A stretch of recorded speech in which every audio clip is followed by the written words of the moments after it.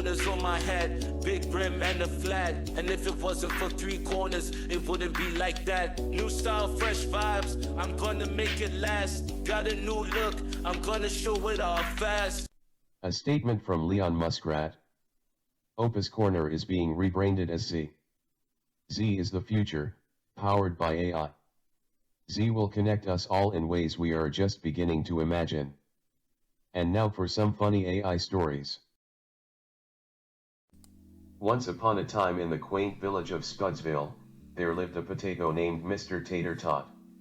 Mr. Tater Tot was not your ordinary potato, he was a spud with a sense of humor as crisp as his golden brown skin. One sunny morning, Mr. Tater Tot decided it was time to fulfill his lifelong dream of becoming a stand-up comedian.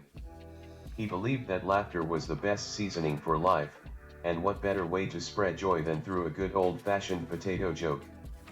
So, he waddled over to the village square where a bustling farmer's market was in full swing. People were selling all sorts of vegetables, but Mr. Tater Tot was determined to steal the show. With a confident smile, he stepped onto a makeshift stage made from crates and began his act. "Ladies and gentlemen," he announced, "I'm not just any potato, I'm Mr. Tater Tot, and I'm here to make you laugh." The crowd looked puzzled but intrigued. After all, it wasn't every day that a potato attempted stand-up comedy. Mr. Tater Tot launched into his routine. Why did the potato turn red?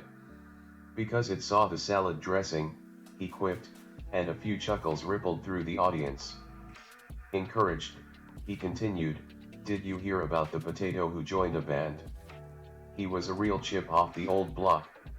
Laughter filled the square, and people couldn't help but grin at the potato's punny jokes. Mr. Tater Tot wasn't stopping there. "I tried to organize a potato protest, but nobody showed up. Turns out, it's hard to get spuds to chip in." His potato humor was a hit, and the crowd erupted in laughter. Even the other vegetables couldn't resist joining in. A carrot cracked a corny joke, and a cucumber shared a cool one-liner. It was a full-blown comedy festival in the middle of the farmer's market. But Mr. Tater Tot had saved his best joke for last. Why did the potato bring a ladder to the bar? Because it heard the drinks were on the house. The audience roared with laughter, and some even rolled on the ground, clutching their bellies. From that day on, Mr. Tater Tot became the most famous potato in Spudsville. He toured the village, making people laugh with his potato puns, and he even wrote a best-selling book titled The Tater Tot's Guide to Spudtacular Comedy. And so, the little potato who dreamed of making people laugh turned his village into a place of joy and mirth, proving that sometimes, all you need is a good sense of humor, and a potato, to brighten your day in the most unexpected ways. Once upon a time in the whimsical town of Sugarville, there lived a mischievous gang of gummy bears. These gummy bears weren't like any ordinary gummy bears, they were the size of small dogs and possessed a level of intelligence that would put even the smartest human to shame. The leader of this gang was Gummy Gus, a bear with a toothy grin and a penchant for pulling off outrageous pranks. One sunny morning, as the townsfolk of Sugarville were going about their business, Gus gathered his gang for a top-secret meeting. "Listen up, team," Gus declared, "today, we're going to pull off the sweetest caper in Sugarville's history." The gang leaned in, their wobbly, jelly-like bodies quivering with anticipation. Gus revealed his master plan, to steal all the candy from Sugarville's annual candy fair. The gummy bears were thrilled with the idea and couldn't wait to put their clever heads and squishy bodies to work. First, they infiltrated the fairgrounds disguised as cotton candy. Pink and blue gummy bears spun themselves into fluffy clouds and hovered above the unsuspecting crowd. They rained down sweet showers of candy, causing everyone to scramble to catch as much as they could. Meanwhile, Gus and his gang slipped into the fair's candy storage tent. The tent was guarded by a group of lollipop-wielding security guards, but the gummy bears had a plan. They molded themselves into lifelike statues of famous candy legends, like the Toffee Titan and the Licorice Lady. The guards, mesmerized by the lifelike statues, left their posts to take selfies with the celebrities. With the guards out of the way, the gummy bears swarmed the candy storage tent, piling mountains of candy into their stretchy, candy-filled bellies. As they made their hasty exit, one of the gummy bears accidentally activated the cotton candy machine. Soon, the entire fairgrounds was flooded with fluffy pink and blue cotton candy, turning the fair into a sugary wonderland. Back at their secret hideout, the gummy bears reveled in their candy conquest, rolling around in piles of sweets and making candy angels. Their laughter echoed through the hideout, attracting the attention of a wise old chocolate bunny named Professor Choco.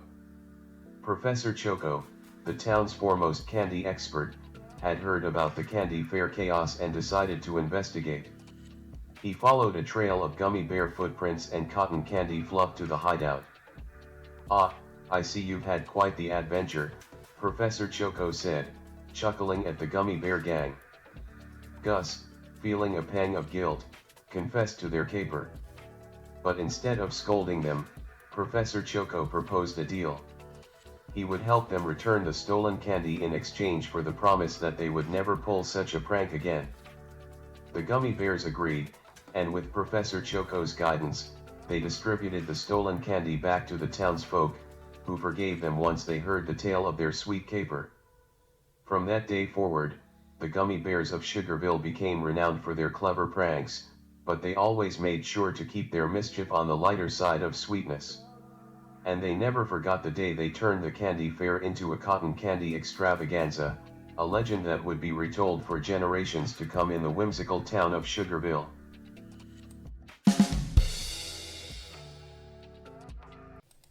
And now for the yucks. All right. Enough of this Z's Hangout, formerly Opa's Corner, and AI stuff. I'm taking over again. As Ralph Cramden once said,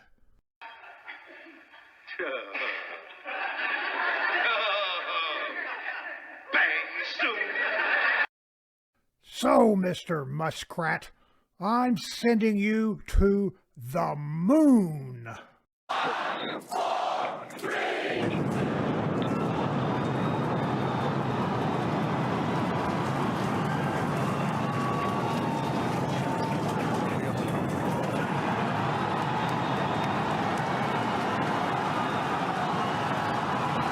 And now for the funnies.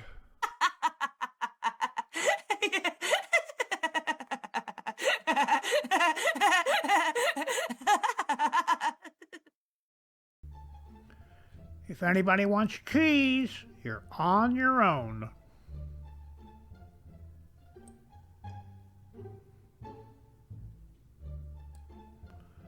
You know, we've been secretly visiting them for years at Star Trek conventions, and nobody's caught on to us yet.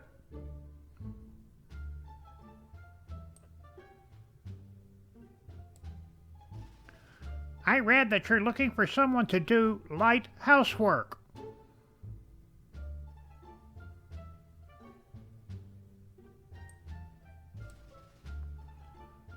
Do you have money? Yes.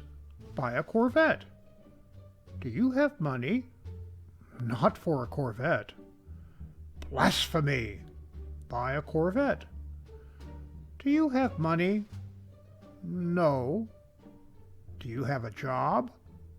Yes. Do they pay you? Yes. Buy a Corvette. Do they pay you? No. Do you have a job? No. Do you have possessions? Yes. Sell them. Buy a Corvette. Do you have possessions? No. Do you have a soul? Yes. Sell it. Buy a Corvette.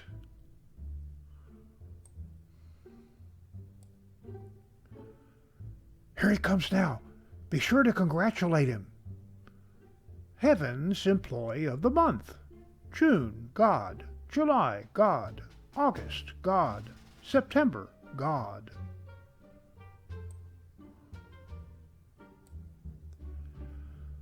I used to not like being a tuxedo cat, but now I'm proud of it. I feel the same about being a white gown cat.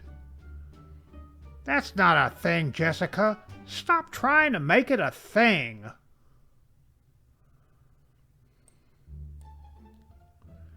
Listen, everybody. Something's not right. Please turn back. Shut up, idiot. Do as they say for the common good.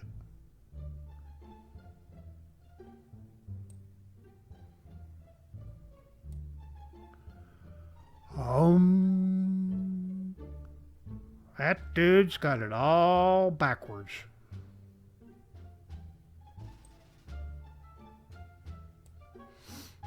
Baby, baby, bear.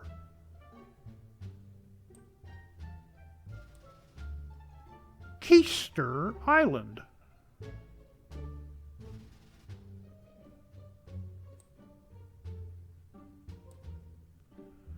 Everyone thinks I'm one-dimensional, always grumpy. I'm also annoyed, cranky, irritable, fed up.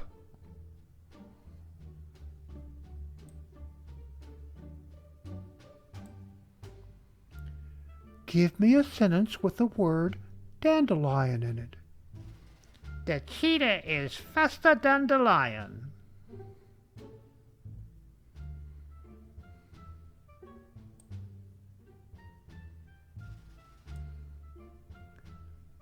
.14 Pie. Pie. Mind blow.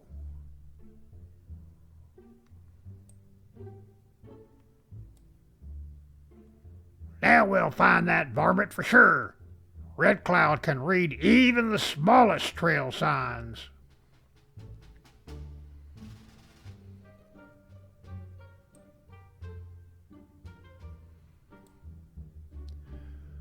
This always happens.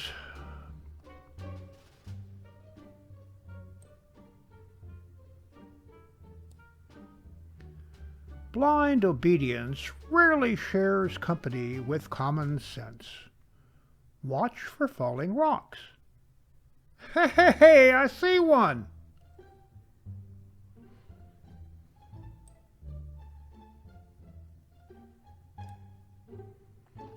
Philosophy 101. Plato, Plato, Plato, Plato, Plato, Play-Doh. Oops.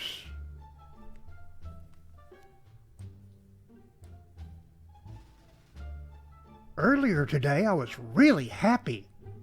Don't care. And I was wagging my tail. Not interested. Then I knocked 2 mugs off the coffee table. Oh, tell me more about the mugs.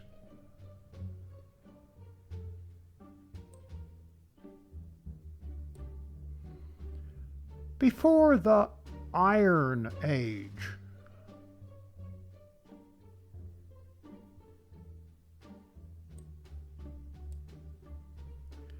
Yeah, I just got back. And the wizard I mentioned, he gave me a new brain. It's on the coffee table as we speak.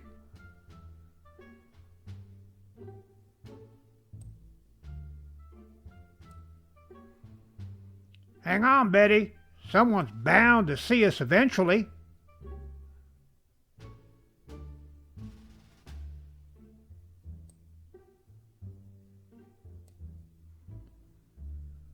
Oh, Misty always hates me showing this slide. It's halftime at the '88 Detroit-Chicago game when we first met.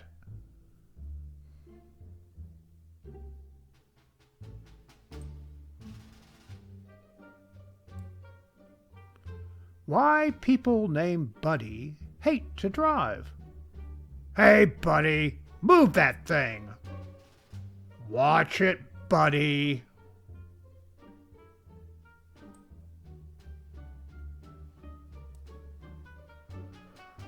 I don't know, Andy. Mom said we're never to go near the old Sutter place.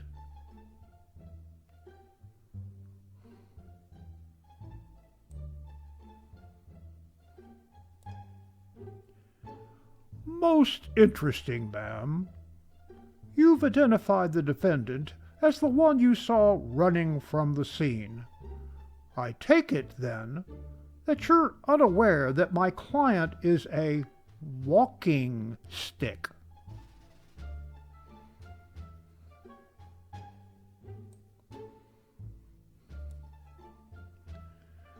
That's them, officer. They've been peering in our windows for years.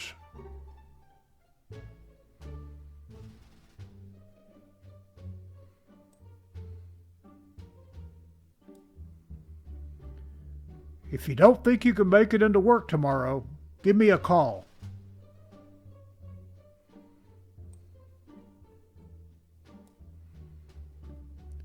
Okay, you two. Problem solved. Scratching post.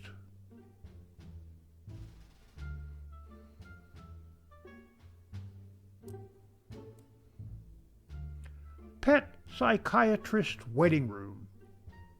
Dogs. Cats.